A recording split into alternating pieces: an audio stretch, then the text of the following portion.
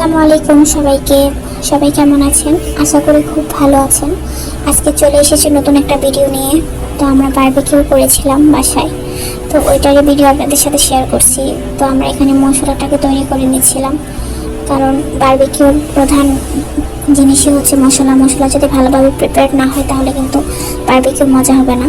তো এখানে আমরা চিকেনটাকে কেটে নিচ্ছিলাম, কারণ কেটে নিলে মশলাগুলো চিকেনটার ভেতরে ভালোভাবে প্রবেশ করবে।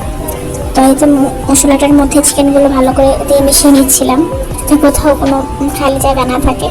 তাই তো হয়ে গেছে ম্যারিনেট করে এটা সকালে ম্যারিনেট করে রেখে দিয়েছিলাম, আর আমরা রাতে বারবিকিউ করেছিলাম। তো এই তো সব রেডি।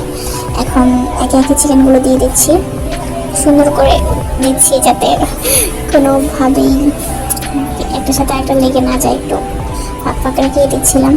তো এই তো এগুলো প্রায় হয়ে গেছে, তো আমরা উল্টে দিচ্ছিলাম। দেখতেই পাচ্ছেন কালারটা এত সুন্দর আসছে। তো এই তো প্রায় কমপ্লিট হয়ে আসছে। শেষে দুটো মাছও দিয়েছিলাম।